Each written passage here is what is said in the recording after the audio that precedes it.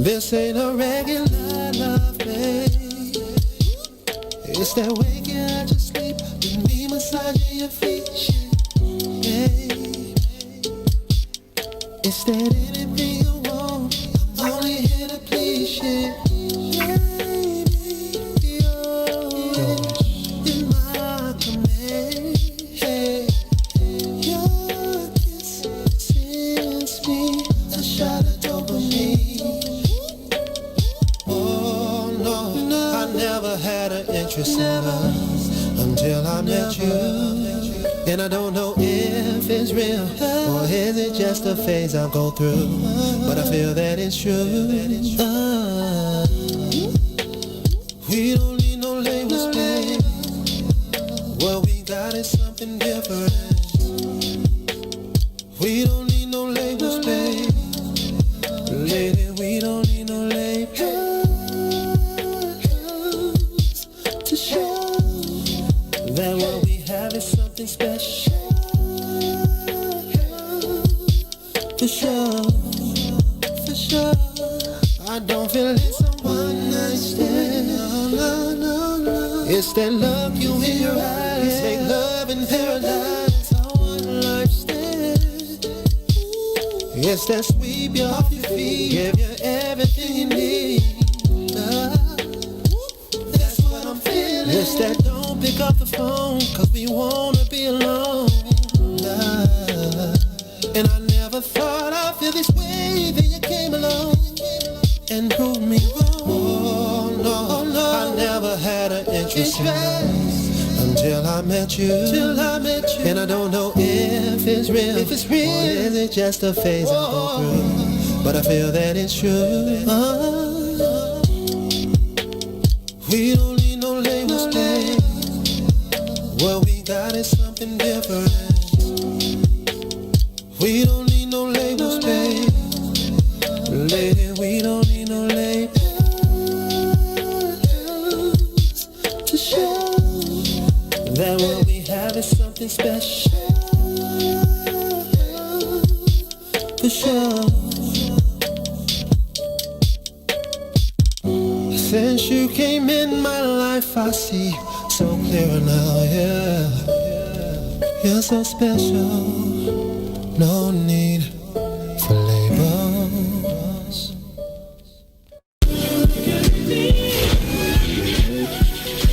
Tune in to Parenting in a Pandemic, powered by the Chicagoland Mom Squad, every Thursday at noon, right here on What's in It for the Black People Media.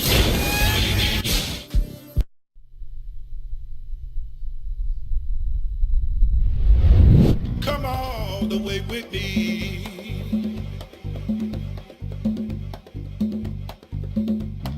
Don't leave me now.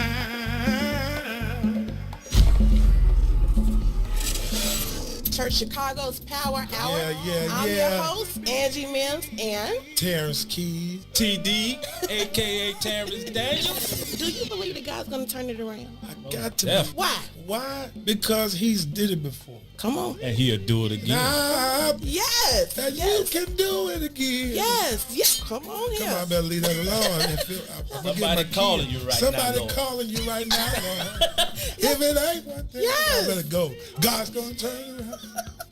And I feel like we have to encourage the people because so many people are just truly depressed. They're going through the holiday blues, and we want you to know that you don't have to be discouraged. But you can in fact be encouraged because God's going to turn it around. Turn it around. You know, it's me again. God's gonna turn it around. I'm calling on you. You did it before. WIFTV.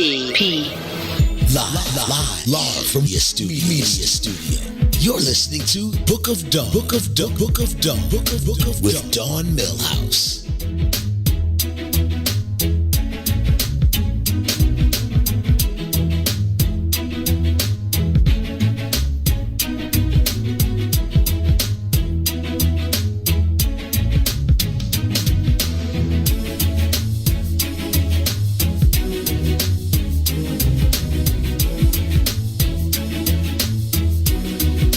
morning, good morning, good morning.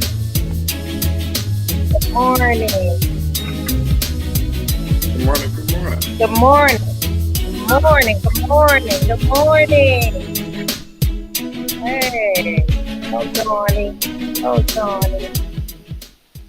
Good morning, good morning, good morning, sunshines. Good morning, Mr. Milhouse. Good morning. Good morning, Esco. Good morning. Good morning, Mary Q. I know you in there. Let's get down to business. Today is Monday, February 23rd. And guess what day it is, Esco? It's National Margarita Day. So in the absence of my coffee, because I am 5 days no coffee, I'm doing it, Esco. I passed 5,000 Starbucks. Jesus Christ, help me. I'm so proud of you. Yeah, I am too. But I'm down in an area where they told me that the Cuban coffee is real good, so my nerves are bad. I might have to cheat. Cuban coffee, so good. Is it so good? Okay, It's pray for me. Pray my strength. Okay. Yeah. I need Pookie. Listen, it's 28 degrees, high of 37, and only an 8% chance of precipitation. I am Dawn. It's the same Dawn, but a new day. And I am the host of the Book of Dawn, and we broadcast from the What's in It for the Black People Media Studio. Today is the last Monday of the month. It's when we get down to business with the businessman, Mr. Milhouse and Milhouse Engineering. Mr. Milhouse, I appreciate, before I say that, I appreciate you all for letting us in your homes and your cars and at your workstations. You can have a margarita if you're working remotely. And today we are talking to a good friend of Wilbur's, Mr. Graham C. Grady, who is quite the accomplished attorney and advocate for our community and a partner of Taft Law. Wilbur, did you want to share a little bit about Mr. Accomplishment before we bring him in this thread? No. We can just go ahead and bring Graham in. He's an amazing guy, an individual that I've seen in the industry, in and about my industry for quite some time. And I thought his story was an interesting one. And I thought it'd be useful for the folks to understand different paths to greatness, if you will, and to be able to see that everything isn't all one directional, and there's many different paths to being successful. Good stuff. Well, before we do that, let's say happy birthday. It's some belated birthdays that I have to say. One was my brother's 60th birthday yesterday. Happy birthday, old man. Happy birthday, Niecy Nash. Happy birthday, Kim Arnold, Janella Curtis, Aaron Sedalia, who's a phenomenal singer, Kenyatta Frazier, Anita Bennett, and happy birthday today to Angie Nash, my little cousin Kayla Bushy, and Robin Carter. Before I let you go, I have to give you a word of the day so we'll be having a chin wag with Graham C. Grady after we take a break. What origin is that word? That's British, late 19th century British English. So we'll be chin wagging. We'll have a chin wag. And a spot of tea. And a spot. And coffee if you're Esco, because she refused to give it up. I don't know what's wrong with my baby, but it's okay. We're going to take a break, and we're going to come right back with Graham C. Grady. WIFTBPM. Welcome to Inhale, Exhale, you guys. We're your health home girls, Dr. Tanks Lee and Danny Time. We are being joined today by a guest, Samantha Allen, who's going to work with us today about attachment styles. Preoccupied, anxious, that's more so a child that comes from a background where the parent or the caregiver was kind of all over the place. You didn't know what you were going to get, so you were clinging to them when you did have their attention, because sometimes I might have it, other times I might not. Because that, it creates an anxiousness in the child, whereas when I get your attention, I want to hold on to it. I want to make sure, so I might cry when you leave, or I always want you around. I'm craving your attention. You know, mother-father relationship, the father passed away, now the mother is over busy, she's working all the time, she doesn't have as much attention as she once had for the children, so now this created an anxious attachment style. those adults grow up more, considered more clingy in relationships, always wanting attention or feeling like I need to make sure we're okay, fear abandonment, fear that we might be breaking up or you might be leaving me alone, so I might check in with you more often, I might call you more. I just need to be assured that everything is okay with our relationship. That anxiousness part is the anxiety of the relationship, of always thinking something might be going wrong. If I called you, you don't answer. Are you upset with me? What did I do? Let's figure this out. Let's work this out. You're always kind of on edge about where your relationship will go. You get a piece of paper, write down the event, the thought, emotion, and then logic. So in this case, say that your boyfriend didn't text you back. Okay, that's the event. What is your thought? Oh, well, he doesn't care. What's your emotion? I feel unworthy. What's the logic? Well, maybe he's asleep. So you gotta do that. That's addressing some of the symptoms. But overall, you want to engage self-love and self-discovery, right? And just kind of reprogramming your subconscious.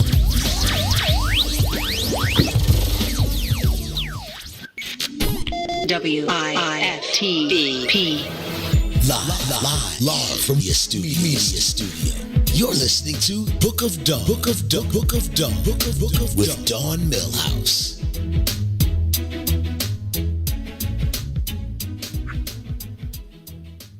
Welcome back. You are tuned into the Book of Dawn from the What's in It for the Black People Media Studios on a Let's Get Down to Business Milhouse Monday.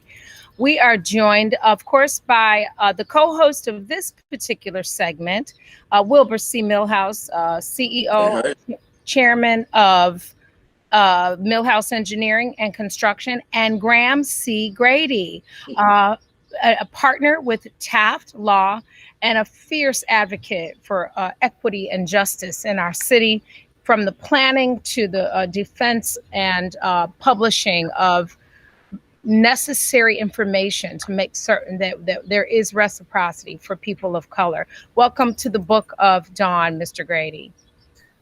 Dawn, thank you very much. And Wilbur, thank you very much for having me on. It's a real honor to be here with you this morning. Thank you. I look forward to a conversation. And I'm sorry I didn't bring any crumpets. I'm sorry I didn't bring any crumpets. I didn't know about the whole British chinwag thing. So I'll try to make up for it. That's okay. We can have margaritas later. We can postpone the margarita day and chinwag over margaritas. Great. There we go. Let's start with what many people may not know, and that was how and why your journey into law began. Well, thank you so much. So it's actually a little bit of an embarrassing story, but this isn't like being broadcast, nationwide, and it's not being recorded. So I feel comfortable, revealing embarrassing things here. So, when I was a little kid, we'd have Thanksgiving or, 4th of July parties and stuff like that. And, my aunts and uncles and friends of the families would say, well, little Grammy, what do you want to be when you grow up?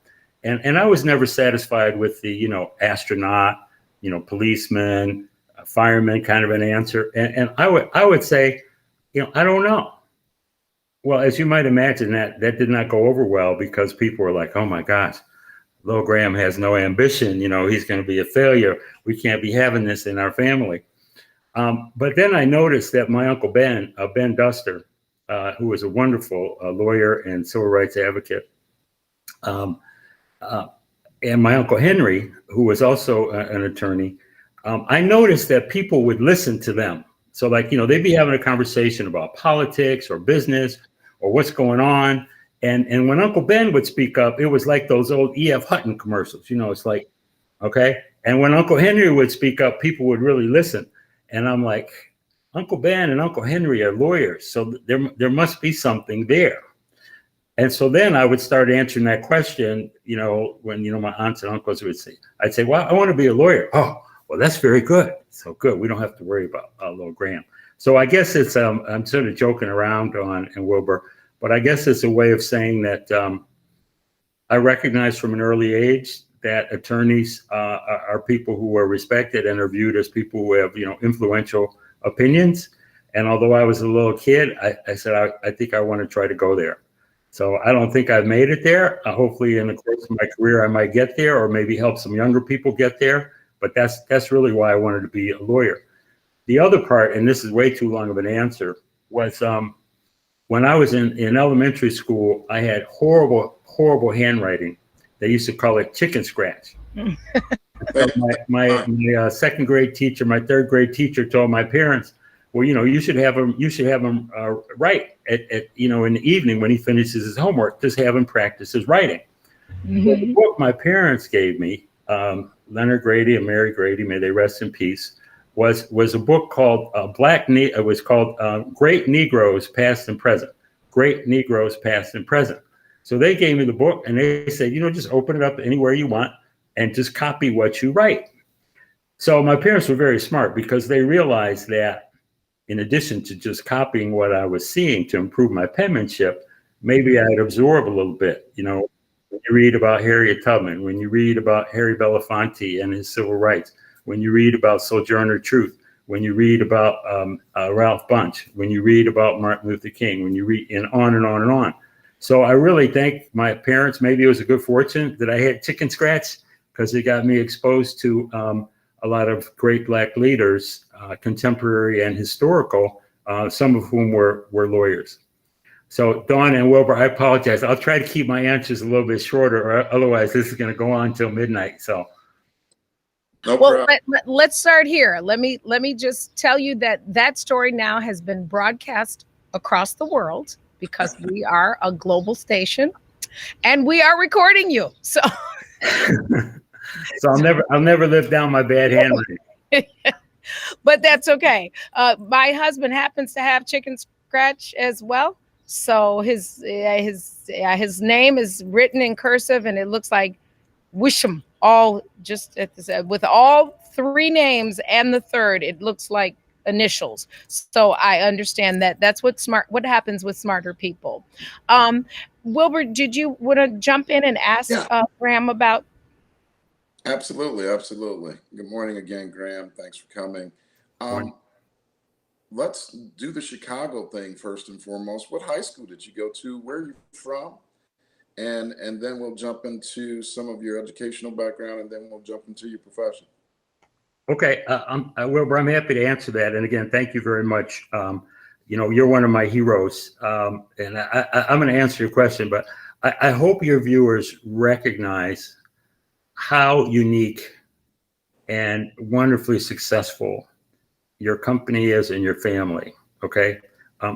When I attended, and I'm gonna answer your question, when I went to U of I down in Urbana, I don't think there were, we used to call it north of Green Street. That's where the engineering campus was. That's right. I'm not sure I don't know that I know any Black engineers. I think I knew one brother who was a part of my fraternity. And the fact that you not only received a bachelor's degree in engineering, but a master's degree in engineering from the University of Illinois, one of the most highly regarded engineering schools in the country, on the planet, in the world, and that you have built a successful company with over 300 employees, and that you hire a lot of Black folks in engineering, administration, etc. Okay, I mean, this is not insignificant. And I don't think a lot of people in Chicago have even heard the name Milhouse Engineering unless they're in construction. So we need to let folks know that this is significant. Also, the fact that you all give back to the community in such a significant way, that you've established a foundation, that you support girls and women getting into technology, engineering fields, that you support not only Black organizations, but Latino organizations and healthcare, et cetera. I mean, this is major. I know I'm on today to be interviewed about me and all that, which is fun. Maybe we'll get to some of that stuff. Maybe I'll tell you some more embarrassing stories. But I wanted to take a moment to salute the two of you for what you have built as a strong Black couple, as an example of what could be done. Your educational experience. The other thing is, when I read about the Milhouse classroom, at first I thought that was one of those things where, you give a little money and they put a little brass plaque in front of a little classroom. You said, all right, you got your classroom.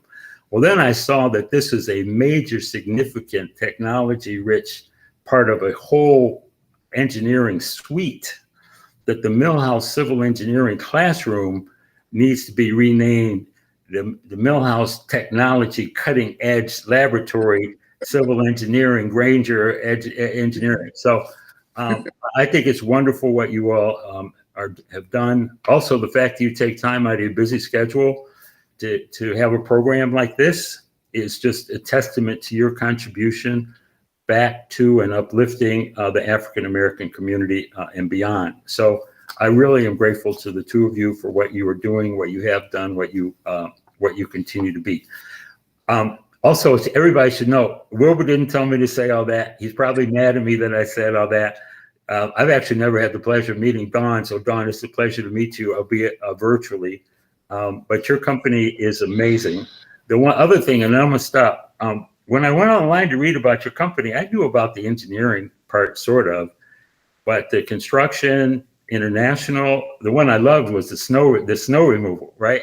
Because this past 2 days has told us that commercial businesses need to be prepared and they need to plan for it. There's the management, right? You can't wake up one day and say, oh my gosh, my parking lot is covered with snow, et cetera. You got to plan for that in advance. So it's just amazing the things that you do: gas, heavy industry, power, transportation, water resources, architectural engineering, civil engineering, construction management, electrical engineering, environmental services, mechanical engineering, structural engineering, a full service international firm. So now I will answer your question. I'm from the South Side of Chicago. I grew up in Chatham. Okay. I'm just a regular guy from the South Side who was very fortunate to have good parents and a wonderful neighborhood. I grew up in a little part of Chatham called West Chesterfield. And I'll tell you, one of the great things about it was right there in my neighborhood. I mean, my neighborhood, I'm talking about 2-3 blocks this way, 2-3 blocks that way, etc. Every one of my grammar school teachers, with the exception of one, lived in the neighborhood. And what's that do? They know your mom. That's an accountability for me, because I know that on Saturday morning at the grocery store, I'm walking down the aisle. My teacher could be coming the other way, seeing me and seeing my mother or my father, right? So that, and it's accountability both ways. Not only am I accountable, knowing that my teacher's right there in the neighborhood, that teacher is accountable to do a good job because that teacher is a part of the immediate community. So I feel very fortunate that in my little community, Miss McDougall, Miss Moreland, I'm only calling out a few of them because I know some of your other viewers may be from my little part of the city. Miss Humboldt, Miss Rhodes, I could go all the way, Miss Stevens, I could go all the way up the line. And so I felt that it was a real blessing to live in such a community. You know, use the phrase, it takes a village. There was a lady up the street named Mrs. Booker. And Mrs. Booker would call us out. I mean, she would call us out. If you're saying using some language you shouldn't use, she would come over and like grab you by and say, don't be talking like that, especially in front of these girls. And then the girls were in their midriff. She'd be like, you better cover that up. You better cover up that stomach. God didn't give you a belly button to show all these, but et cetera, right? And at the time, we were like, oh man, but then Mrs. Booker got really smart. She would have popcorn and lemonade parties for us in the summertime. And so we'd all come for the popcorn and the lemonade. Well, then Miss Booker would start preaching a little bit, okay? And she was a very religious person, and we respect that gratefully. But then, so there was a price to be paid for that popcorn and lemonade, but it was all good. Miss Martin down the street. Did you know Robert Martin Construction, Wilbur? I know that like predates. Robert Martin was a developer, mainly a single-family residences all over the city. He built some churches. So they were very active in the community. His wife was always like president of PTA at the school. We had several police officers in the neighborhood, 2 right on my block. We have firemen. So what I'm saying is, it was a kind of community that was really instrumental in the development of all of us kids. So I went to Gillespie Grammar School, 93rd and State. I went to Von Steuben High School up on the north side, up on Kimball near Foster. And the reason I went to Von Steuben was Harlan High School was the school in my neighborhood at 98th and Michigan. Mine too. Is that right? Yep. I didn't know that. So at the time, Harlan was severely overcrowded. They had temporary classrooms all over the parking lot. They had like 40 or 50, I think they call them demountables. And so they had a program that if you were in a district where the high school was overcrowded, you could apply to go to an underpopulated high school. So Von Steuben, Senn, George Washington, Farragut, Amundsen, a lot of schools were underpopulated. So I went through the program at my parents' urging, and went to Von Steuben. And I was fortunate that the Dan Ryan L, I'm showing my age here, Will, but you're a young man, Dawn, you're a young lady. The Dan Ryan L had been completed just in time for me to graduate from the 8th grade to be able to get to Von Steuben more conveniently.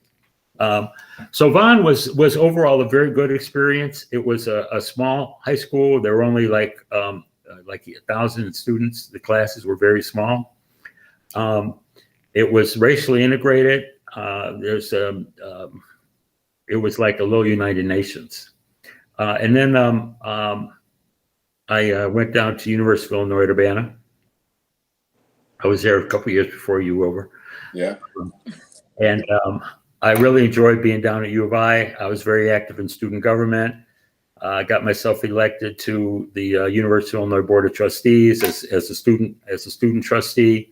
I had to put together a coalition to get elected to that position. So I reached out to all the blacks on campus, of course, because I was involved in some things there. I was involved in student government. I was a resident advisor, so I got all the dorm people to vote for me. Because there aren't a lot of blacks on campus down there, at least at that time. So it was a wonderful opportunity to serve and to learn more about the university, about their capital development budget, academic issues, et cetera. So I felt very blessed to have a chance to serve as a student trustee at U of I. And then I went straight to law school at Northwestern, right up here. The law school is on the downtown campus, right at Chicago Avenue. And that was great. The late R. Eugene Pincham was an alumnus of Northwestern Law School, and he used to come back and talk to the students, the Black Law Student Association, and all the students.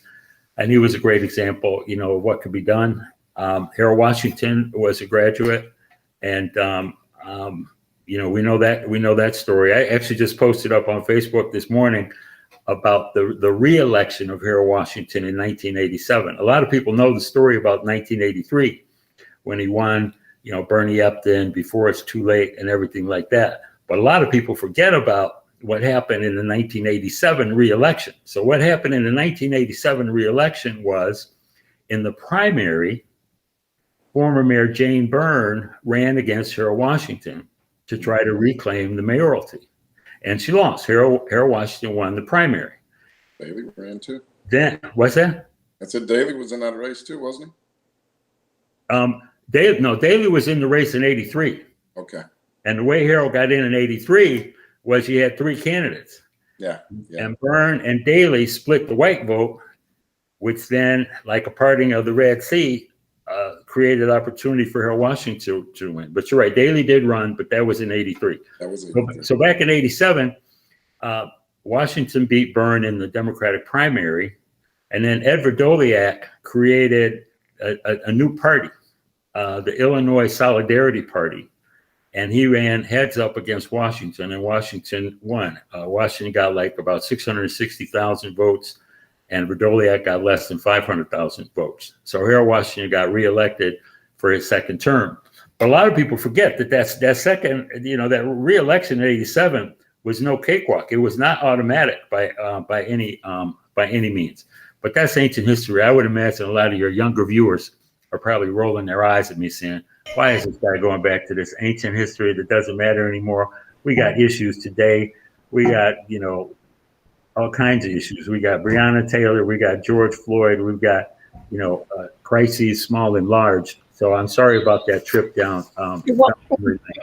Graham, let me say this. I appreciate you saying it because I feel like it's from the lack of knowing history that we are still down those roads. And I think that, well, Wilbur shares all the time, if we don't make certain that we tell our stories and the truth of them, then it's forgotten. And then they can make the new truths, which put us in situations and positions like now with many of the injustices. So I did not know that story. I definitely was a full-blown adult, but not quite as astute in politics. I did not know that he was reelected, and now it makes sense how they go and make a party so they can win.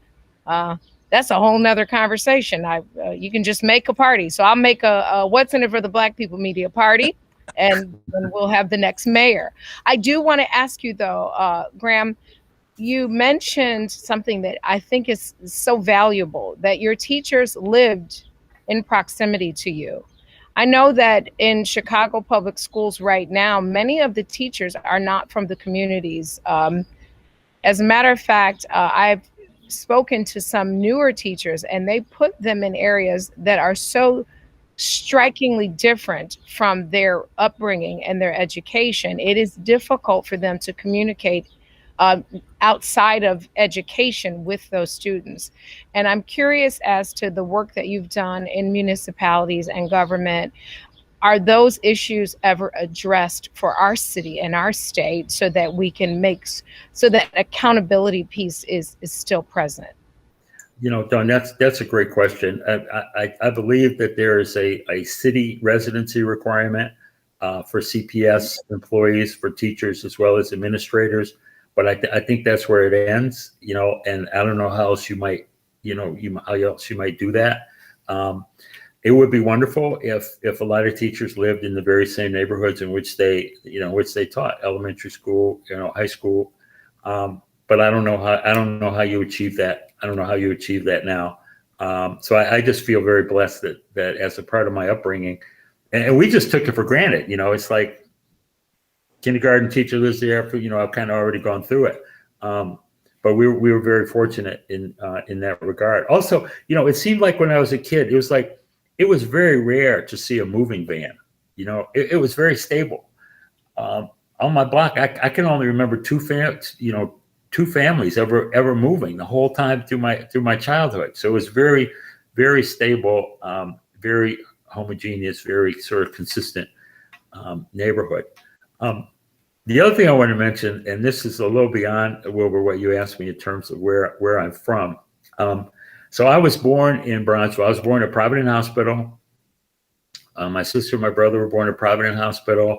As a lot of people probably know, Providence Hospital was established in 1891, and it was the first Black hospital in the country. And the first open heart surgery was performed there in 1893. And Providence was like the only place that Black medical students could get an internship and their residencies and everything like that. And Providence closed as a private hospital in I think it was like around 93, and then it reopened in 97 as a part of Cook County, which is a good thing. But when you think about the notion of healthcare and how important it is to our community, and diabetes is on the rise, obesity, hypertension, all those issues. It wouldn't it be wonderful if we have more Black institutions right in our communities? And we have UFC and Northwestern and Rush, and I'm not knocking those places. Please don't take it that way. But there's nothing quite the same as the sense of pride that we all had in Providence Hospital. So anyway, I was born at 45th and Calumet, and then before I was even 1 year old, we moved out to Chatham in that West Chesterfield neighborhood that I described to you, that kind of Leave It to Beaver neighborhood.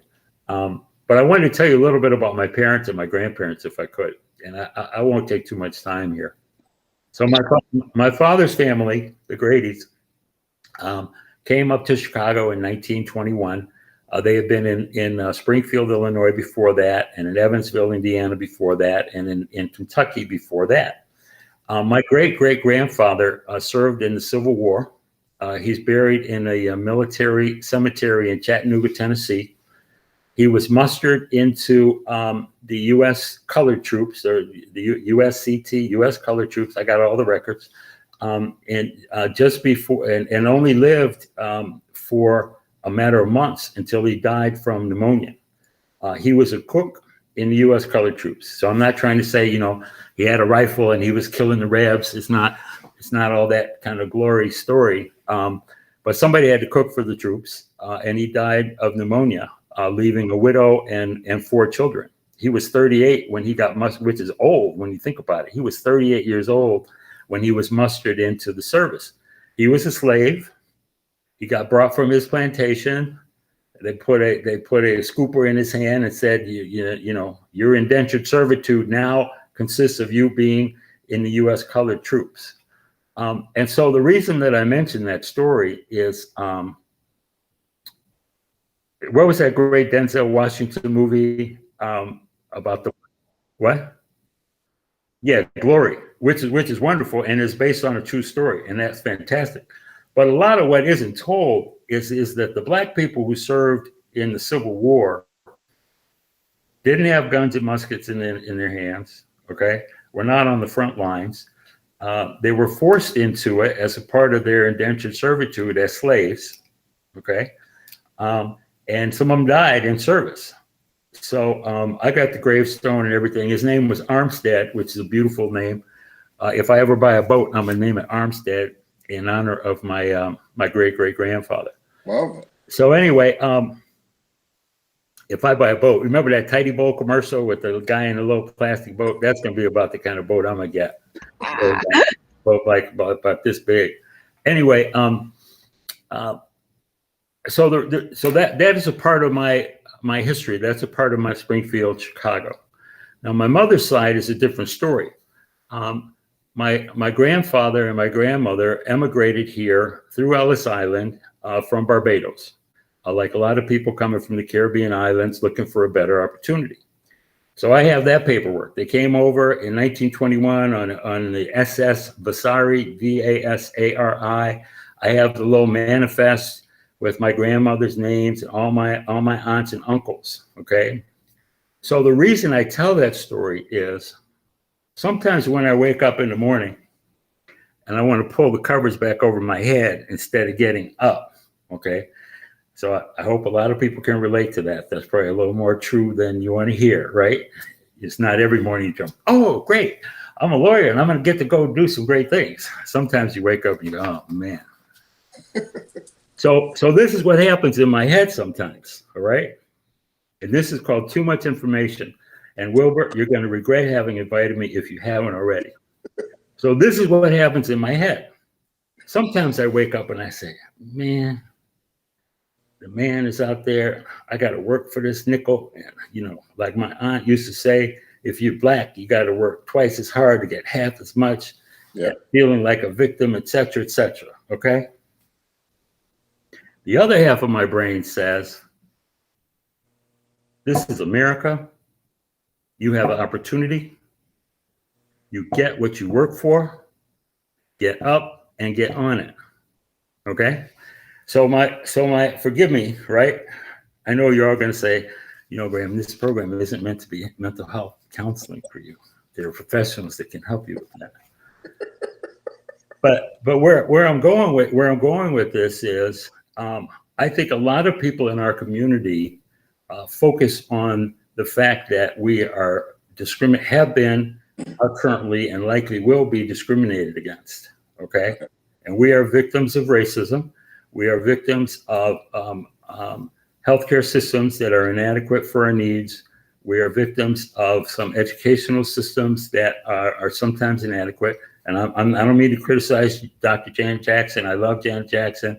I'm not making a commentary about CPS. I'm talking about the greater, right? At the same time, we have opportunity, right?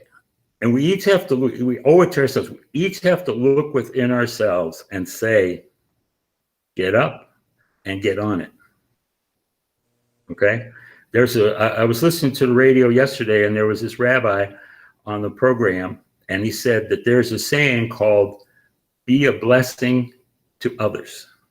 Be a blessing to others. And the other part of his show was that happiness doesn't bring gratitude, but gratitude brings happiness. Mm-hmm. So if we focus on gratitude, and I wish I could do this 24/7, but believe me, there are days where I'm like, I lack gratitude. I'm not feeling especially grateful right now, but you know what I'm saying? That if we can focus on gratitude, gratitude will lead to happiness. If we can focus on trying to do for others, that brings fulfillment. And also it comes back to you, okay? So one of the things that seems clear from the Milhouse biography is that giving back to the community is a part of your DNA. You all volunteer your time. You give a lot of money through your through the Milhouse Foundation. And I want to encourage, especially the younger people that may be viewing this, to focus on volunteering. Now, that volunteering doesn't just have to be, giving your time and money away. It can be through professional associations. It can be through organizations that do some good. So one of the things that I've enjoyed is a lot of my extracurricular activities. And some of my law partners are like, man, you get on another board. You get on another board. And it's like, yeah, I'm sorry I am, but I'm not going to apologize. I get a lot out of it. But also some of my best clients, some of my best relationships, some of my best business situations have come to me as a result of my volunteering. Okay. So I just went on the board of a company, a private company called the Pepper Construction Company. Wherever you probably know Pepper. Although Pepper does not do a lot of public sector work, they don't build, a lot of roads and highways and infrastructure, the kinds of things that you do. But, they did the renovation of Wrigley Field, the Starbucks Roastery on North Michigan Avenue, the additions to the Art Institute, the planetarium, the Shedd Aquarium.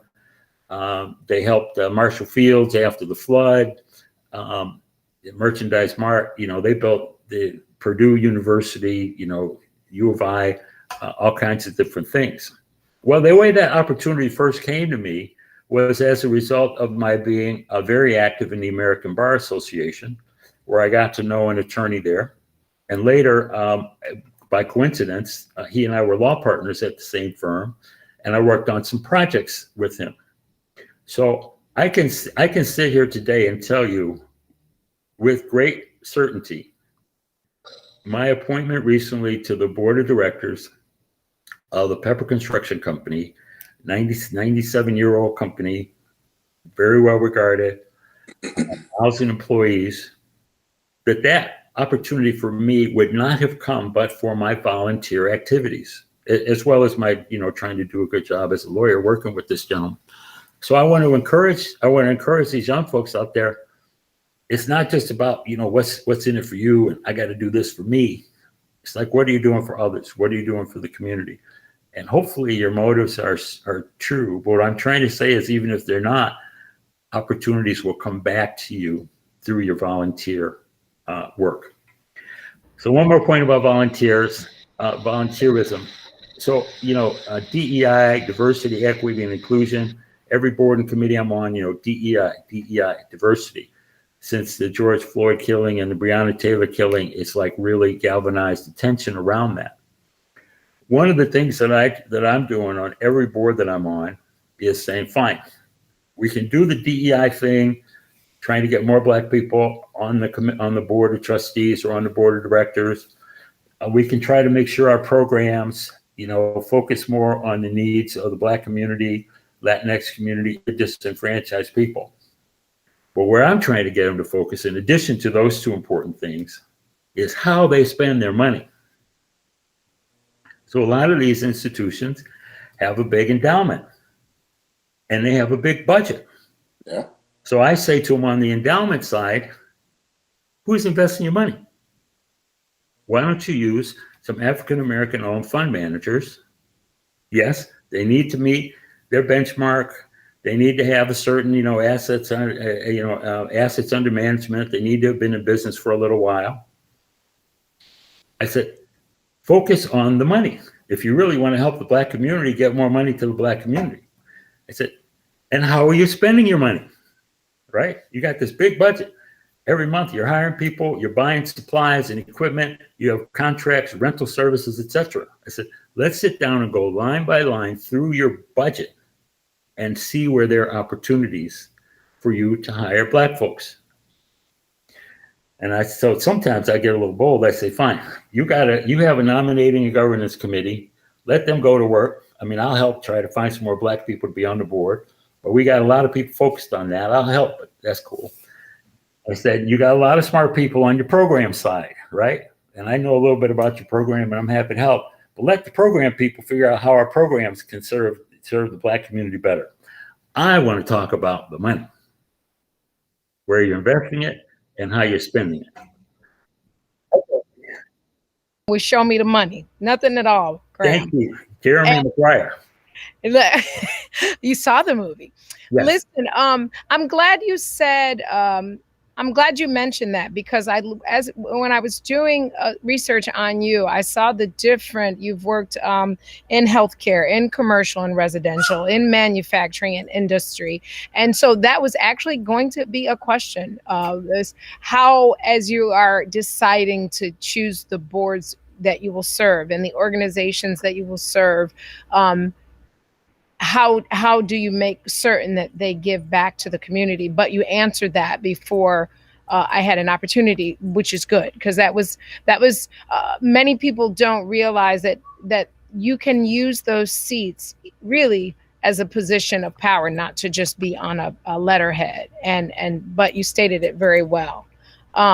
Wilbur, did you two sit on Illinois' board together or no? Not at the same time, no. Okay. No. Okay. No. So back to my law practice. I've been fortunate that a lot of the projects that I've worked on, have been in the community, on the south side and on the west side. Certainly not limited to that. But a few of the projects that I'm working on, if I could just sort of click through them. And also, basically, I'm a real estate lawyer and a land use and development lawyer. Okay, also focusing on economic incentives for projects. And so that's what I do. I'm at a law firm called Tass, Titinius, and Hollister. We have offices in Chicago, throughout Indiana, Ohio, and Minnesota. So I've been fortunate. I worked on 3 large data center projects. So a lot of people right now may not realize it, but in order to enjoy this program, the Book of Dawn, there's a data center somewhere, right? Transferring that, making it all happen. I worked on the renovation of Seaway Bank on 87th Street, and the self-help credit union has taken over that bank and converted it from a bank to a credit union. What was fun about that is that's where I opened my first checking account as a little kid back in around 1967 or something. I had a job at my church in what they used to call the cloak room. I'm not sure I've actually seen a cloak. We should have called it the coat room, but I guess the cloak goes back to the days when, people would wear a cloak. Anyway, so I, on Sunday mornings and on Wednesday nights, I work in the cloak room, checking people's, coats with the little tag and go up to the service and come back. And so they give me this little check. So I open up a checking account at Seaway Bank, which was, a big deal when it was constructed. Beautiful, modern, architectural style. And that's the other thing. We have precious few Black banks anymore, right? But I remember when you had Seaway, you had Independence Bank with Alvin Boutte. You had Drexel National Bank. There was a couple other banks down in Bronzeville, and now all that's gone. And with that, the redlining problems that we saw, where a lot of national banks, were not investing in the Black community, and there was civil litigation, Gail Sincata, challenging all that. And now we have the Community Reinvestment Act. But a lot of that came too late because a lot of the neighborhoods had gone down and were decimated. But anyway, a couple of my other projects, I'm doing some retail on Stony Island. I'm working on a big commercial project near the new Obama Presidential Center. I'm looking forward to that one. I've got a big residential project in Hyde Park. I'm working on an Amazon last mile distribution center what's the challenge with the Amazon last mile distribution centers is people always talk about, well, you've got the big Amazon down in Joliet and the big one up in Racine, Wisconsin. Why can't we get any of that here in Chicago? But then when you try to build a last mile distribution center in the city, people say, well, pollution, all those vans come and going, it's going to tie up traffic, and you got all the engines running and all the rest. They say, well, wait. You're going to have to make some tough choices here. Pick one and stick with it. Do you want the jobs and the real estate property taxes and all the other good things? And I'm not anti-environment, believe me, I'm a green person. I get it. Climate change is real, et cetera. But there's this like mismatch, okay? So I say, take the distribution centers and just require that they go green over the course of the next 10 or 15 years and get electric vans and design the buildings to be LEED certified, et cetera. Well, right? But don't say we don't want the jobs because of the environmental issues. I can tell I'm going to be misquoted, misunderstood on this issue. The green people are going to be picketing in front of my house. Okay. So I'm working on a mixed-use project in Motor Row. Very excited. I'm working on an esports facility in Bronzeville. Alderman Pat Dowell has been very supportive. There's going to be an esports league for the elementary schools in the Bronzeville community. So, esports is this gaming, right? It's like that's not my generation, but it's going to be a very big deal. It's a $30 million investment in Bronzeville. In Lawndale, I'm working on several projects. The North Lawndale Employment Network, which is building a new headquarters. Ujama is a construction company over there. I'm working on some educational and recreational facilities for the By the Hand Club for Kids, which is bringing great after-school opportunities, educational and recreational for students there. On Oak Street, I'm working on a multi-million-dollar renovation of a very high-end fashion designer store. In Elgin, Illinois, I'm working on a private school campus. In Rockford, I'm working on a recreational project. I'm working on a hospital addition up on the north side. I represent a lot of condominium buildings in their life safety evaluation compliance up and down the lakefront in the city. I'm helping a major apartment building owner with meeting a lot of their. And in Woodlawn, I'm working on a mixed-use project right in the heart of Woodlawn that will have a lot of affordable housing. Also, we're talking about volunteering. I've been fortunate to partner with some other people on some important initiatives. One, working with Colette Inglis Dixon from Roosevelt University, I established a group called Shy Acres, Chicago African Americans in Commercial Real Estate. Because what I realized was that there are a lot of us that have activity in commercial real estate, but we don't have any one organization. So it's comprised of attorneys, architects, lenders, property managers, appraisers, traffic consultants, on down the line. And we have networking and programming just so we can get together and share ideas, and also just to commiserate about the very, very low numbers, the paucity of African Americans in the commercial real estate industry. And then the last one I wanted to mention is with Leon Walker from DL3 Realty and Gwen Hatton Butler, we're working on an initiative called Chicago Emerging Minority Developer Initiative. And Wilbur, as I'm sure you've probably seen on development projects, the real money to be made on a development project is the developer, right? The developer takes the risk, high return. Yep. Well, there are very few Black developers in Chicago. I mean, you've got Allison Davis, you got Elsie Higginbotham, you got Leon Walker, and the list trails off pretty quickly. Yep. So, we're working on some stuff with the city and others to try to create more opportunities as real estate developers for projects in Chicago. The construction side is fantastic. You got Hire 360 and some other initiatives going on. There are a lot of very successful Black subcontractors. that's wonderful. Brown and Moment, and I be careful. I want to start mentioning your competitors. You won't invite. You'll be like, click. Graham Grady. He got disconnected right about the time he started mentioning some other people in my space.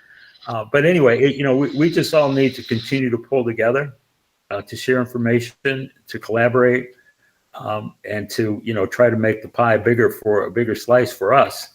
The other part to me that's a little scary and people haven't focused on it is, when the U.S. Census Bureau census numbers come out from the 2020 census, and they do the redistricting for the state, and when they do the remapping of the wards, we're going to have several fewer black aldermen in Chicago, and it's going to be very difficult. So we'll just have to stay tuned and see what happens there, because the power of aldermen in Chicago cannot be understated, and the importance and difference that they can make in our communities. So I've been rattling on a little bit too long here. I'm so sorry. No, you're doing just fine. We're going to take a break. I have a joke that I have to tell every day. And then I'm sure Wilbur has a few more questions for you. And because you're from Chicago, you have to take a Chicago test. We have to put you, you're very accomplished. We have to make certain that you remember those humble, provident beginnings. And so the way you say certain words matter. We're from, how do you say it from Chicago? Like you don't drive a car, you drive a car. You get where you alluded earlier to one. You said you went to, what was the first grade class you went to, and you were writing and they noticed that you had chicken scratch? What grade was that? Second or third? No, it was the two before that. What's the two grades below that? Kindergarten. Oh, I thought you said kindergarten the first time you said it. I said he's from Chicago for real. I probably did say it that way, but I don't know.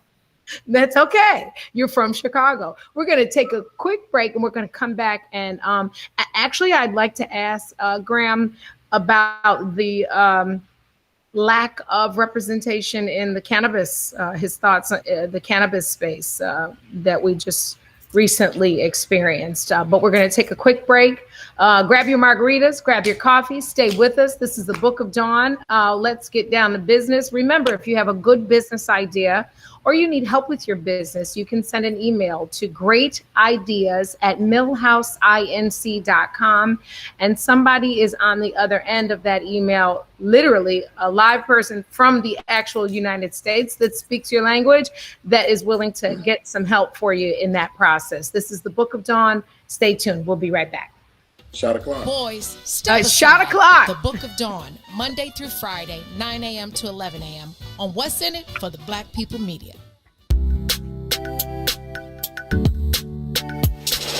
Sissy's Taco Bar Pop-Up is back with more hours and more days. Check them out at their new pop-up location at The Woodlawn, located 1200 East 79th Street. Sissy's Taco Bar offers authentic street tacos infused with international soul. Now every Tuesday, Thursday, Friday, and Saturday at The Woodlawn from 12 p.m. to 7 p.m. New vegan tacos have been added to the menu too. Visit sissytacobar.com for more info. This is Tori Muhammad, and we want you to tune in to the Tori Muhammad Show that airs here on What's in It for the Black People Media every Monday and Friday from 11 a.m. to 1 p.m. We talk and celebrate Black-owned businesses, Black entrepreneurs, and we talk to some of the best people in the food industry here in Chicago, Black chefs, Black restaurateurs. So make sure that you tune in to us every Monday and Friday from 11 a.m. to 1 p.m.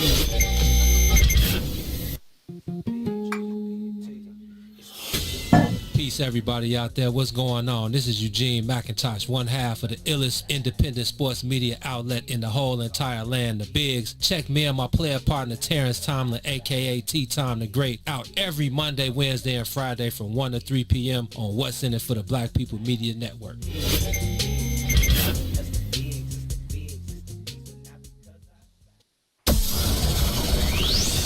Shop nonprofit Black-owned and operated Solo Beauty, where you are appreciated and respected. Located at 8158 South Cottage Grove, Solo Beauty can supply all of your Black hair care needs. Solo Beauty is open from 11 a.m. to 8 p.m., Tuesday through Saturday. Parenting in a Pandemic, powered by the Chicagoland Mom Squad, hosted by me, Tennille Jackson. Today's guest will be Beulah McLeod. It's not 2021 that this is getting fixed. Focus on your child and let's figure out what's going to work individually for you, but respect that people are making for them and don't shame them for them. Everybody makes different choices for different reasons, and you don't know what somebody's situation is. And equity is not giving everybody the same thing. Equity is giving everybody what he or she needs to be successful. If you want to do remote should be high quality. If you want to come back, it should be high quality. It's not necessarily about the mode of delivery. It's about what is the quality level of any of those particular modes. We have to have empathy. Right now, I can see the teachers' argument. A lot of them are scared. I get that, right? I get the parents' argument. Everybody experiences that level of, I don't know how to help my baby with this thing. So parents are frustrated. We gotta just try to see each other's perspective, and I don't think we do enough of that. I think we get locked into our own viewpoint. This is what I think, and that's just it, and that's why we can never get to a solution. We need options, because everything is not gonna be good for everybody.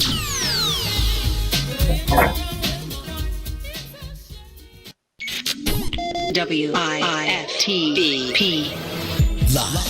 Live from your media studio. You're listening to Book of Dawn. Book of Dawn with Dawn Milhouse.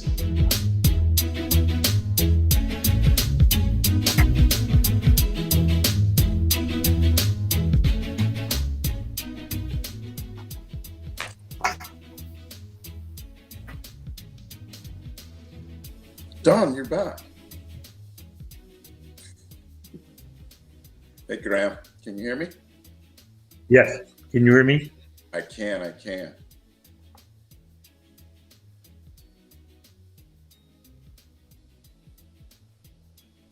I'm not sure if they're on live feed or not. No, we're about to go back live right now. I think you're live right now. Are we live? Sure. Yeah. Well, Graham, welcome back and welcome back. Okay, we're live. Okay. My wife is figuring it out with her technology, and now she's ready to go. We are back. Welcome back. You are tuned in to the Book of Dawn on the What's in It for the Black People Media Studios, and I am quite impressed at Graham's commitment to the community. I'm impressed too. You know what really impressed me? What? Anyone who has a history of their family that reaches back to slavery always impresses me. I get jealous to some extent, but it really impresses me, and it's fantastic. But the other thing that I thought would impress you is that he's got a project right in your neighborhood at somewhere on Oak Street. Yeah, I heard him mention a store. I mean, I was just like, man, you probably be over there pretty soon. But I wait, do not do that, because when he said that, out of all the great things he said, I remember them all. The one that is still stuck right here is one of the redesign of a high-end store on Oak Street. I could probably name the store. So Graham, when you finish that, can you ask them to make a room for Mrs. Milhouse that is just hers, like at Louboutin in Paris, where they have this private room where I can shop and watch others and drink champagne at the same time? Absolutely. I'll put in that. Okay, I got a joke for you guys. I got to give you this joke. And Esco, if you can hear me, I want your answer. Have you ever tried to eat a clock? Any of you? No. Graham, you ever tried to eat a clock? No, I have not tried to eat a clock. Esco, have you ever tried to eat a clock? I don't know if she can hear me, but I tell you why I wouldn't eat a clock. Because it's so time consuming. Get it? That was that face. I can't with that face, Mr. Milhouse.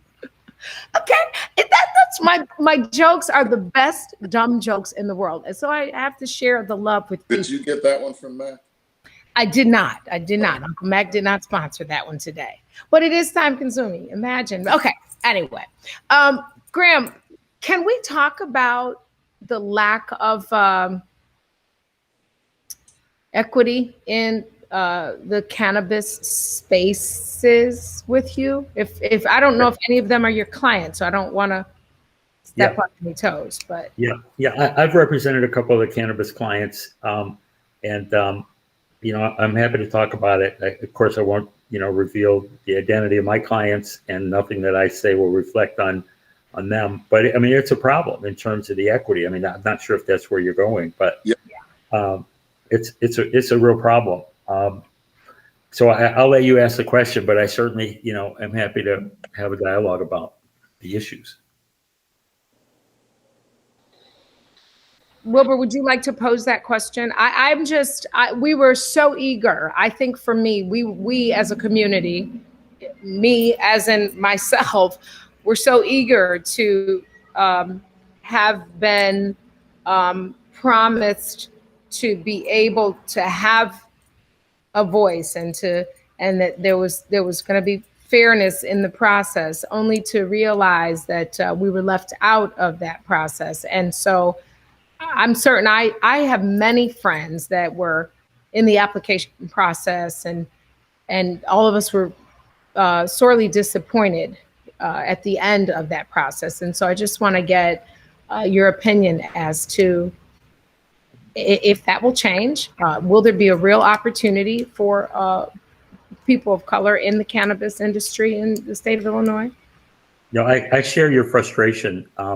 First starting with, I'll call the criminal justice side and the lack of justice there. So let me see if I understand this. If you had a kid who was, selling drugs as a part of an operation, and he got busted for selling, nickel bags, dime bags. Do they even still have nickel bags? I'm really dating myself here. No, they don't, but I know what that means. So okay. And so that kid would get arrested, and maybe the I'll call him the junior dealer that he was working for would get arrested, get a criminal record, maybe they get probation or get sent to jail. And now I know we have all this expungement and all that, and then we fast forward to January of 2020, and you not only don't get prosecuted for it, you get financially rewarded for it, when really it's the same activity, right? Selling smaller and smaller sizes, amounts of marijuana for profit. But now that the government can tax it, and now that it's organized and you can rent buildings and trucks and cash operations, etc. So to me, there's just sort of a fundamental unfairness, just a fundamental unfairness. Because you have decades of poor black kids and others, locked up criminal offense for this activity, which now is legal, but the profits of that enterprise are not redounding to our community. They're not going back into our community, and they're not really helping our community. So I just can't get over that, what I'll just call the fundamental unfairness as it relates to the criminal justice system as compared to the economic justice system. Okay, so now how do we solve that? So they have the whole thing with the licenses, and you had to have a score. Well, first of all, just to get those licenses into the state, hundreds of thousands of dollars, right? Which then left out people that weren't sufficiently well capitalized with pre-development dollars to be able to put those applications together. Also, in order to have a perfect score or a near perfect score, which is what the people who got the licenses had, you had to have, have a veteran, right? You had to have a veteran as a part of your ownership, just as an example, right? And so as a result, our people were out. On the other end, in terms of the craft, they have this whole thing with the small businesses, the craft. To successfully grow marijuana is a very capital intensive operation, right? You have to have the right facilities, you have to bring it to scale, you have to have water, you You have to actually have fans, right? You have to have lights and fan. I mean, it's a very, it's well, you're an engineer, the technology side, right? The degree, the incremental degree of difference with the right amount of water or less water, or the right amount of sun or artificial sun, or the right. So, all those technology things to be successful. I mean, it's just amazing. And let's talk about the fans. A lot of people don't know it. All these cannabis growing facilities have fans blowing on the crop because it grows faster when you have the fans. And so you might be saying, well, okay, Graham, what's the big deal? Why don't they just get fans? Electricity. Fans are expensive, and the amount of electricity, your electric bill is going to go through the sky, even if you have all the latest equipment that Milhouse Engineering can bring to you, this green and et cetera. And so where I'm going with this is the high barrier, the cost of entry into this market to compete with these very well capitalized companies makes it very, very difficult for entrepreneurs to get into that space, either at the retail level, at the distribution level, at the growing level, or in any other part of it. And there are very few African Americans or African American businesses that have found a way to be successful in the cannabis space, and it's just not fair. It is. It's expensive, and I'm glad you are on the side of.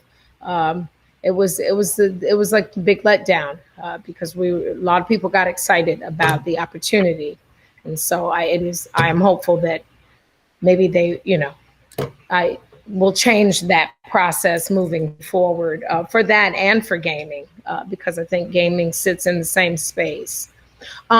Grant, what is your favorite? You do a lot of volunteer service. What is your, and by the way, I'm glad you mentioned your intrinsic value to want to serve.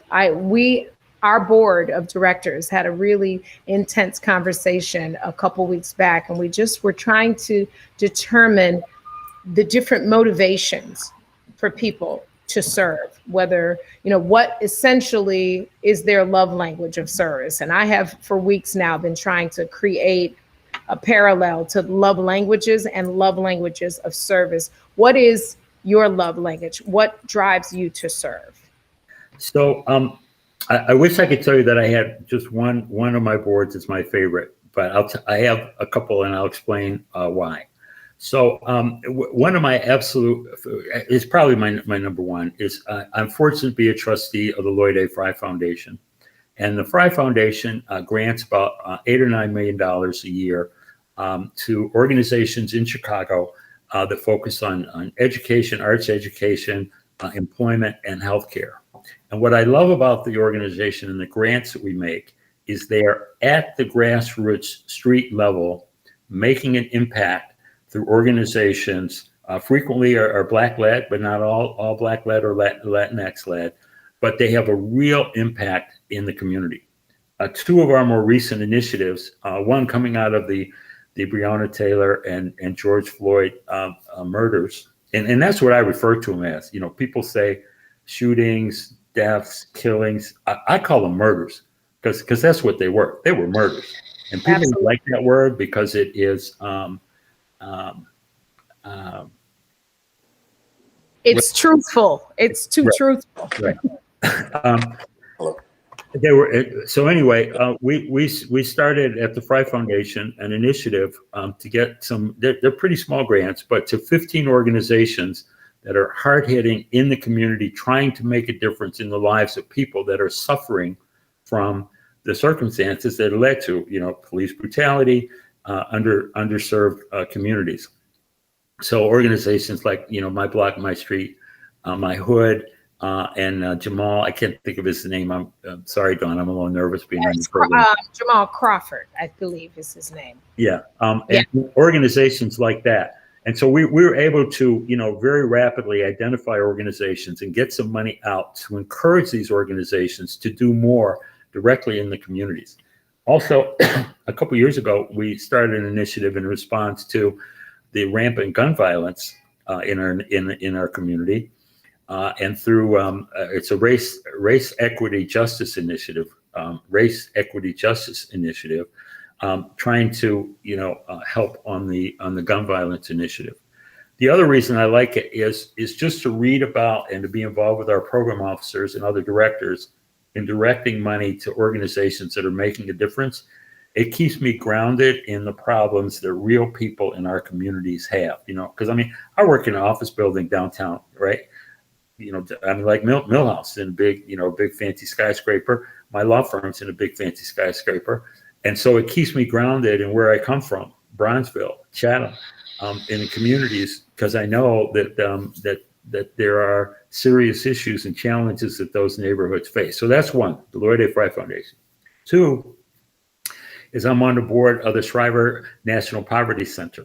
And what I love about Shriver is they're dealing with policy issues fundamental to fairness and justice, okay? Be it environmental racism, be it housing, be it a fair wage, be it race discrimination in the workplace. And so as an attorney, one of the reasons, and frankly, I actually didn't go to law school to be a corporate lawyer, okay? So I guess on one spectrum, I'm probably a failure because I really didn't pursue the kind of stuff that I wanted to do, but I'm able to kind of pursue that with my volunteer and outside activities. So I'm able to vicariously live that dream through involvement with things like the Shriver Center, which, although it's based in Chicago, it's a national organization, it's national reach, and is involved in a lot of policy matters, a lot of litigation, not dissimilar to some of the stuff the NAACP is doing and the ACLU is doing. And then one of my other favorites is the Chicago Public Library Foundation. They have programs in the summer a lot of people don't know about. You're familiar with the summer slide, right? So you have a fifth grader and they're reading and reading and reading. Summertime comes along, they're out of school for 3 months. They come back in September. Their math levels and reading levels have slipped back a little bit. They call it the summer slide. So Chicago Public Library Foundation has some reading and other educational engagement programs for youth to help minimize that summer slide. And it also just engages kids in positive things over the summer. We didn't talk about it, Dawn and Wilbur, but one of the most fundamental youth building activities for me as a kid was summer camp. I was lucky. I was up in Michigan, up at YMCA Camp Pinewood. And I know that in addition to whatever positive things I learned about, we used to call it group living, learning how to get along, and, there's no I in the word team, all that good stuff, plus the fresh air, boating, swimming, sailing, horseback riding, archery, all that kind of stuff. It kept me out of trouble on the streets of the south side of Chicago. So I feel very fortunate that YMCA Camp Pinewood was a part of my experience both as a camper, as well as a counselor, waterfront director, program director, all those other things in my later teen years and early 20s. Camp is very important. I actually went to camp in Gowan, Michigan, Camp Concordia every summer. And I think I just talked about this last week, sharing it on another broadcast, how much value in self-independence and socialization and meeting people of different ethnicities that camp, learning how to swim, learning, being on a canoe for the first time, just a lot of firsts that I literally rely on still now. Camp's it's underrated. People are afraid because of some of the fear of what will happen to my child, but camp is a really good experience in learning early independence. Absolutely. We need more camp. I'm glad to know, Dawn, that you're a camp, camp people, we have a certain DNA, a certain, bonding because we get it through those experiences. Just a brief bit on camp. Is that because you survived? What? Yeah, that's right. All the mosquito bites and calamine lotion and bee stings and, kicking your toe on a tree stump and, your toe still hurts to this day because you kicked that stump so hard you didn't think you would get over it. But let me tell you a camp story. So, I'd gone to this camp as a camper and, in the teen unit, and then I had been a junior counselor. And then I was promoted. I was a senior counselor. So here's what happens. My first day as a senior counselor, I'm asleep in the bunk, 9 or 10 kids sleeping in the other bunks.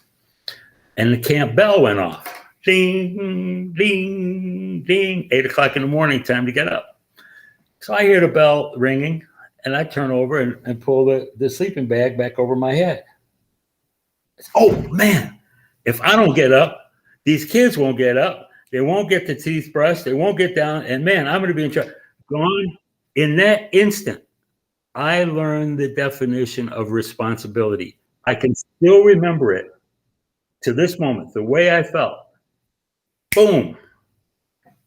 And if I had been at home, my mom would have been like, get up. And my father would have been like, don't make your mother tell you to get up again. Right? Camp. I don't want to overstate it.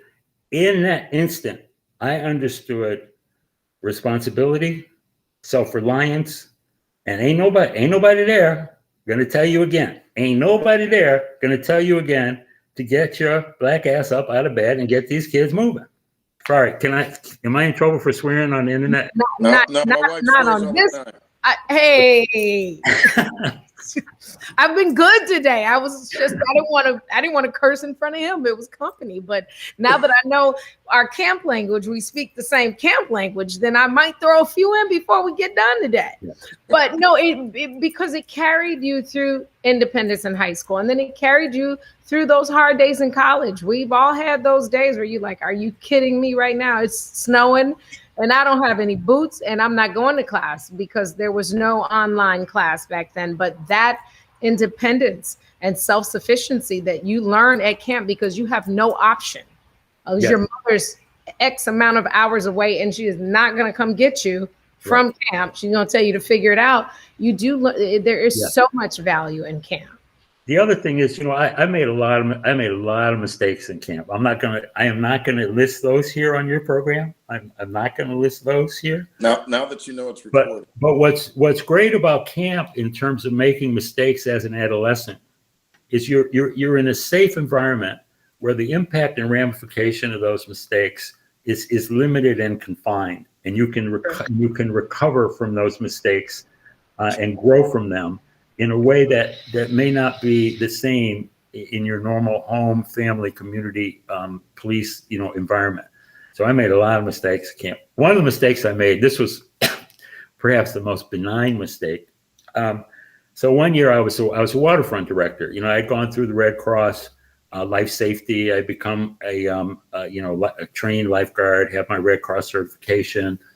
Went to the next level. I was senior life saving. Back in that day, I was slim and svelte. A lot changed since then. And then I went on to get what was called a water safety instructor, WSI. And so I did a training program because I was certified to do so, to train lifeguards to become certified lifeguards. And this is the mistake I made. We had a book. There's probably about a 80-page book, all the rules on life safety, drowning, currents, how to set up a station, etc. The written test that I made the lifeguards take, the lifeguard candidates take, the test contained everything in that book. Well, that's not a good way to do a test, right? I mean, there was like 300 questions, okay? You don't need to test people on everything in the book to know whether they know almost everything in the book. You need to sample, and you need to take the most important things and put those on the test. And so some of those lifeguards are probably still cursing me to this day that they had to drag themselves through like a 300 question exam. That's a learned experience, though. And yeah, I wish now you would add to your resume to have some teachers understand that principle. You don't need to know what page the title of the book was on or where the resources are printed. You actually just have to know the concepts in that book. My mother told me when I started graduate school, as a really smart overachiever, I had this one teacher, And I couldn't take it. In my mind, he was prejudiced. He didn't want me to win. Every reason. And my mother said, master your teacher.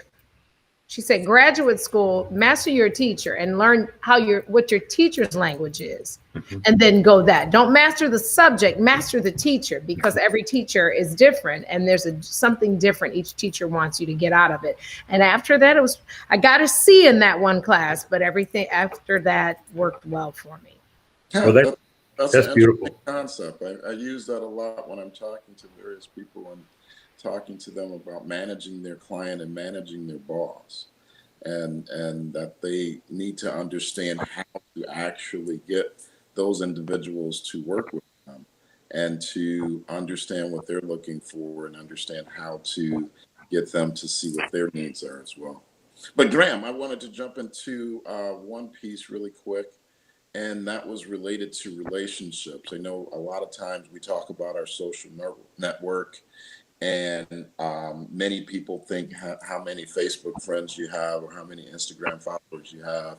But you've obviously become very successful and have done a lot through building of your social network, which I consider to be relationship building and actually building relationships in which you can then go back to and talk about various different things and projects and so forth. Tell me some of the tricks of the trade or some of the nuggets that you can share with me and others around how you do that so well, because I think you do a fantastic job at doing that.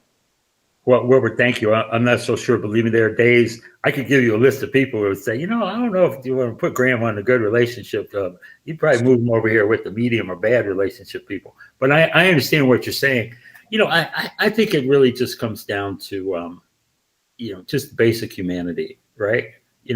If you communicate with people candidly and honestly and sincerely, whether they're the Queen of England or the person who empties a wastebasket under your desk, right? We are all people. We come from the same DNA. We have the same motivations. There's some evil people out there too, and we could talk about that, right? And people need. I warn my kids about that as well. It's like, not everybody that's in your face is there to help you, right? You need to put your antenna up and use your sense of people's body language, eye movement, et cetera, on who you can trust and who you can't. But beyond that, you just deal with people. You treat people with respect. I think a big part of it is communication. Dawn, it's what you were saying. Not only read your professors, but read the people that you're talking to. See, be very keen in your observations. Learn what you can about them. LinkedIn is now, LinkedIn is wonderful, right? So, Wilbur Milhouse, Bachelor's of Science in Engineering, class of 1994 at University of Illinois, Master's in Science and Engineering. Use LinkedIn. Learn what you can about people. Dawn Milhouse, Columbia College, Chicago, Roosevelt University, master's degree. Use LinkedIn to learn what you can about people before you interact with them. And then, even if it has nothing to do with the business that you're talking about, it's like, yo, Wilbur, man, it must have been rough north of Green Street. Well, Wilbur's like, he speaks my language. He knows that north of Green Street was a big deal. And you say to Dawn, these are two great Chicago homegrown academic institutions, right? So even if you're not talking about the substance of what you're there to talk about, if you can try to relate on a human level. One thing, I frequently ask people about their families, right? Sure. Because for me, it's family first. It's family first. And if people have kids or if they have other interests and you can relate to them at a human level, it can make the business interactions a little easier and the communication a little better. Some people I've noticed don't like that. They think, oh, he's just trying to get to know me so that he can get something. For me, it's all about family, right? At the end of the day, I care about my family, more than anything, more than my law practice, more than my civic engagement, more than money. possessions. It's about family. And one of the key pieces is people generally like to talk about themselves. So getting them to talk about those things are crucial because they like to be able to share those things with other individuals. One other little nugget that I kind of wanted to talk to you about is related to being inside of corporate America and then matriculating into partnership versus just not deciding to go out on your own and start your own practice. Talk a little bit about that and how you made those decisions and how you feel about it today. Yeah, so that's a real double-edged sword. So I was in a conversation with an alderman very recently, alderman I like and have known for a long time, and we were talking about the black thing, right?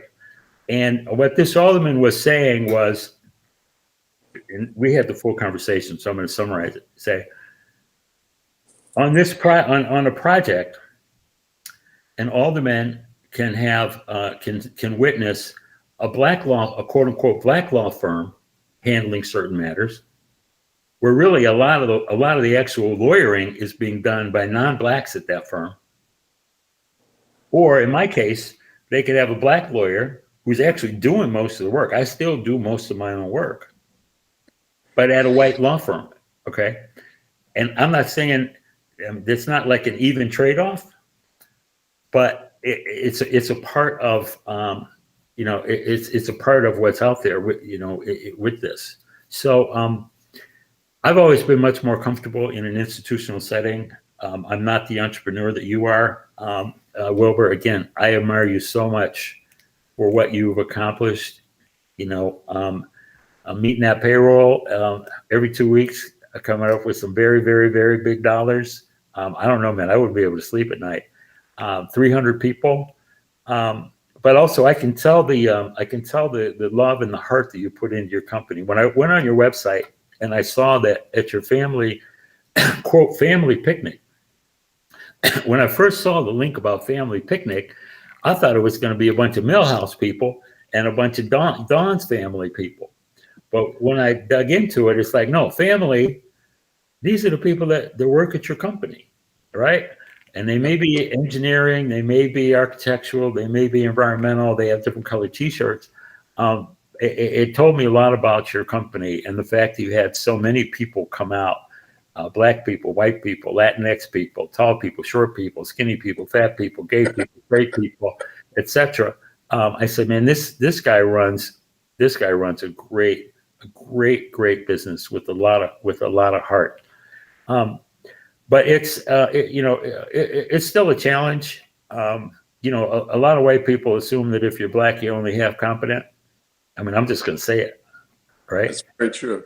And I was talking to a Caucasian friend of mine about that, and he kind of backed me up a little bit, or he challenged me a little bit. He said, "I get what you're saying, Graham, and that racism is there, that discrimination is there, the stereotypes are there, the presumption, the negative presumption is there." But he said, "Graham, as a white person, I have to prove myself every day as well.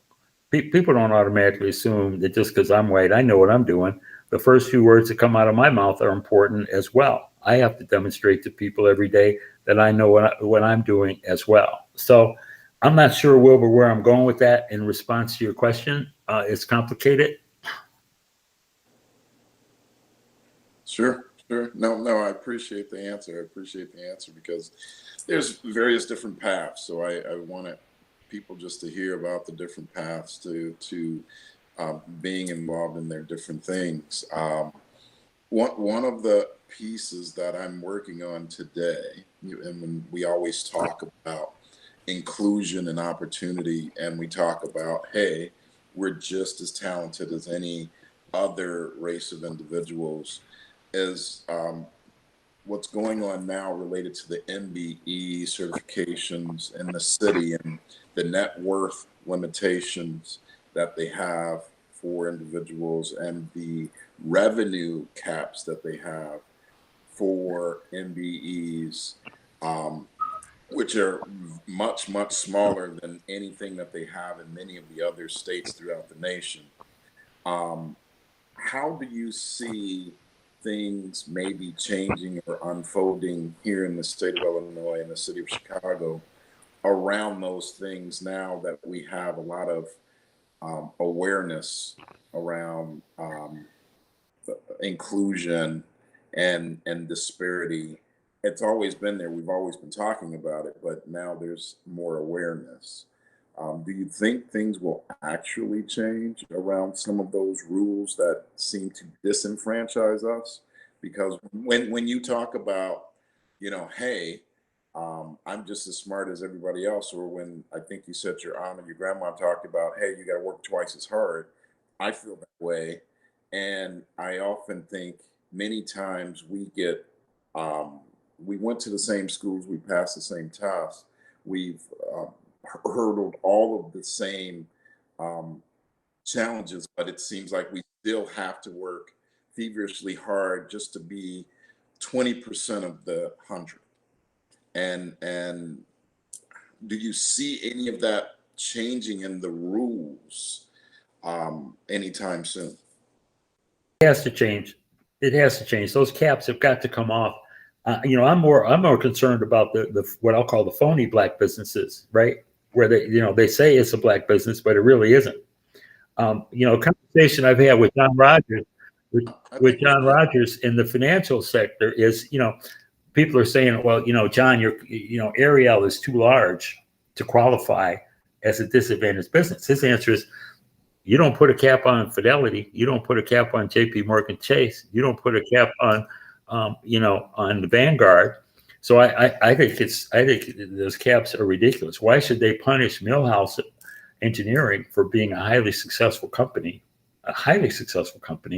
which is clearly a black-owned business, which employs a lot of black folks in senior management, administrative, and technology positions? There shouldn't be any limit on you whatsoever, especially from whence you came. Also, how many certifications do you hold personally? You personally, like professional license certification? I didn't hear you. Are you saying professional license certifications or certifications for the company? No. So you're a licensed engineer. Correct. And you have some other personal. Wilbur Milhouse, the individual, has some certifications. Yes. Various states. I forget. Maybe 19 different states. Right. But this is my point. When you go down there and take the test, they don't say, okay, well, all the white people have to score 85% or higher to pass. But Wilbur, you only have to get a 75 to pass. No. You have to pass it the same. You have to know as much as everybody else. That's right. So as you've earned that, sir. I mean, my law license doesn't come with a little asterisk that says, well, Graham only got about 40% of the questions, but we're going to be a lawyer anyway because he's black.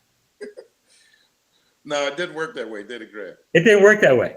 So my point is, you have the certifications, you have the professional ability. You've executed on projects, everything from, to large.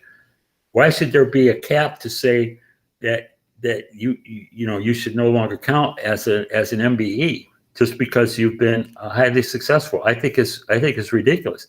I don't want to name any of the what we call them traditional companies. They don't say to them, well, wait a minute, last year you all made more than 250 million, so you can't bid on this project. Yeah. Exactly. So I think it's ridiculous. I do too, and I hope that some of the politicians are taking notes and actually thinking about putting in some legislation to move that. And I don't know if that needs to happen at the federal level, because I know in the city you have certain entities that sue the city to not even have inclusive programs. And so I didn't know if you knew about how the inner workings of any of that, and if the city's trying to hide behind being able to use some federal things to keep their programs, or how they're having it. But I noticed, like in New York, their size limitation from a net worth standpoint is 7 times ours. There's like 15 million, and ours is only like 2 million or something like that. And then as far as revenue of company, then that requirement doesn't exist in New York. Whereas here, the maximum is a $40 million average over 3-year company. That's ridiculous. That's totally ridiculous. Maybe we should work with the Business Leadership Council, with Charles Smith and Jim Reynolds and Frank Clark to see about that. Because now with Chris Welch in a role as Speaker of the House, there may be some new opportunities in Springfield to get that kind of right sizing and more fair legislation passed through to revisit some of those things. Yeah. And I'd be happy to work with you offline to see about trying to get some of that communication going. I don't know much about the changes to get that at the county or at the city, but most counties, cities, and other cities basically roll off partially what the state is doing, or what the federal government is doing. So that I just didn't know if you knew more about that or not. No, we've hijacked your show completely, Dawn. I'm loving it. But before there's two things that have to happen before we let him go do his work today. I have to tell you a Black history fact. He probably knows this, but I'm going to share it with everybody else because what this man did, born August 4th, 1816, Macon Bowling Allen, is believed to be the first African-American to become a lawyer, argue before a jury, hold a judicial position in the United States. He was born in Indiana. He grew up a free man. He learned to read and write on his own, eventually landing his first job as a school teacher, where he further improved his reading and writing skills. He then moved to Maine, Portland, Maine, in the early 1840s and studied law, working as a law clerk for General Samuel Fettison, who at the time was an attorney and abolitionist.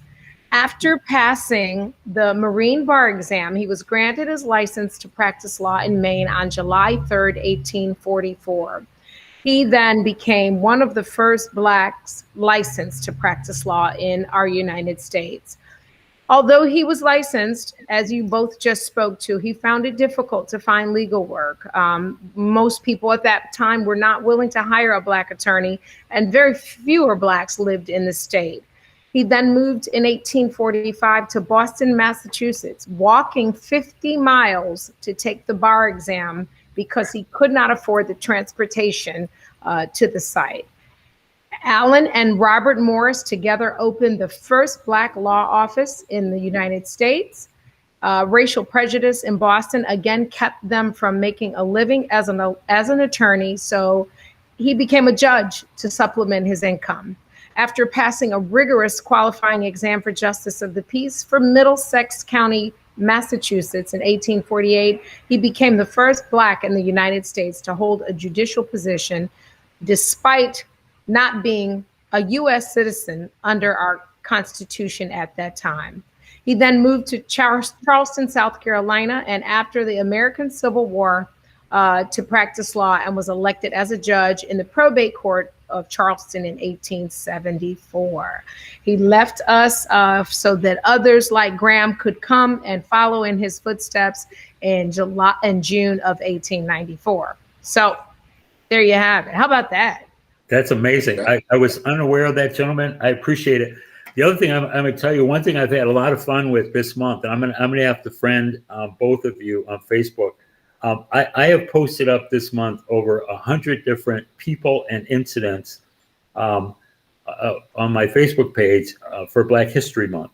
And what got me started on it is I was appointed to the Smithsonian Institute National Postal Museum Advisory Council. And the reason I was interested in going on that advisory council is my grandfather worked 40 years at the post office. I'm not a stamp collector. I'm not a philatelist. I'm not that whole side of the stamp thing is wonderful, but that's not my thing. What I found interesting about the post office is, first of all, it was a place where Black people, even during Jim Crow, could get a job, earn a decent wage, and earn a pension. Okay. Mm-hmm. Also, the postal system serves everybody, although we've seen their problems out in the South Shore where folks haven't gotten mail for a month, which is, ridiculous. Imagine if that happened in Lincoln Park, right? Yeah. Up in Lincoln Park in 60614, if those folks go without their mail for like 2 days, 3 days, it's like a national emergency. Call in the Coast Guard, right? So, right? So I'm talking about the disparate treatment, the disparate reaction, the disparate differences that we in our community still suffer, even on something as basic as mail delivery. But anyway, one of the things I've loved about my Facebook post, and I'm going to friend you, is in addition to highlighting people, Percy Julian, Martin Luther King, all of our sort of great favorites, I've also been highlighting incidents and turning points for our community. Like when Dr. Martin Luther King got hit by a rocket in the head in 1966, right? The challenge I already mentioned about the 1987 re-election of Harold Washington. Muhammad Ali winning a gold medal in the 1960 Rome Olympics, and then coming back in 1996 and lighting the torch at the Atlantic Olympics, right? When you think about the arc of the life of somebody like Muhammad Ali. So I've had a lot of, as well as, Daniel L. Williams at Providence Hospital, and, on and on. I've also tried to find a lot of people that, like the gentleman that you mentioned, Attorney Allen, that none of us have heard of. So Wilbur, for example, I found the person who was the first Black to graduate from the U of I in architecture and became the first licensed architect in Illinois. Those are names that we don't know about, people doing great things. So I used to end my Facebook posts with, yes, we can, okay? Because we need to remind ourselves and our children and the next generation that, yes, we can. We can overcome, we can succeed in any discipline we want. We need to work hard, we need to work together. We need to never forget that we're Black and that there are challenges that we face. The race discrimination does exist, that we have to overcome stereotypes, but that we can do it, we must do it, we shall do it. Before we get out of here, I got to tell you two things. Well, first I have to ask you this. Graham, do you drive on the freeway or the expressway? On the expressway. I don't know what freeways are in LA. Expressways are in Chicago. Do you put salt and pepper or sugar on your grits? Well, so I'm ambidextrous there. Some days where I want it sweet, where I put a lot of butter and sugar, and there are other days where I want it savory, when I put a lot of salt and pepper. So I apologize on that one. I'm a flunk because it depends on the day. I used to love my grits at Isola's. There was a Facebook post up of Isola's used to be at 79th and St. Lawrence. I miss me some Isola's. So tell me if you you shop at Jules or Jewel? There's no S on that word. It's Jewel. Do you drink soda or pop? Pop. He's so. Do you eat mustard or ketchup on your hot dog? Ketchup on a hot dog. Ah! And do you eat gyros or gyros? Gyros. Okay, so we speak some of the same language. Let me give you two quotes. Let me give y'all two things today. And because we're talking about entrepreneurship, I feel like that should be one of them. Entrepreneurship is living a few years of your life like most people want, so that you can spend the rest of your life like most people can't. Okay, you can move on up to the east side, but you got to do the work. Okay. And every successful person was once an unknown person that refused to give up on their dream. How about that? Like it. Beautiful. Thank you for spending your time with us today. Thank you, Graham, for your time, for your knowledge, for your stories, and most important, for your commitment to your Black community. We appreciate that, especially being on What's in It for the Black People Media. Remember to lead with love. Use your voice to be an impact. Have a wonderful day. Stay tuned when I get done. Torre Muhammad is up next. And then tune in tomorrow for the next page in the Book of Dawn. We have Maurice Mo Fitzgerald, the bass player, with us behind the brown door. And as I say, I know you guys want to say it. So go ahead before I say mine. You do your ILL thing. You do that. Actually, first, I want to thank you both. I've really enjoyed this hour. I'm going to pretend that I'm back with Don Cornelius on Soul Train and say peace, love, and soul. And I'm going to say peace and roll tide roll. Bye, y'all. Thank you, guys. Thank you. Thanks, Graham. WIFTBPM.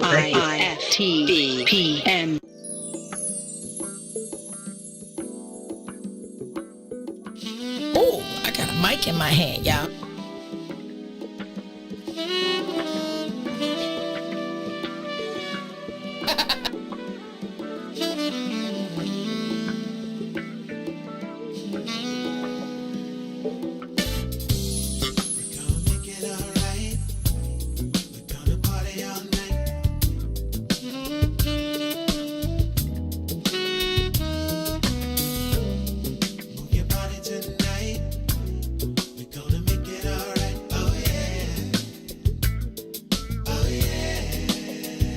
Sexy lady,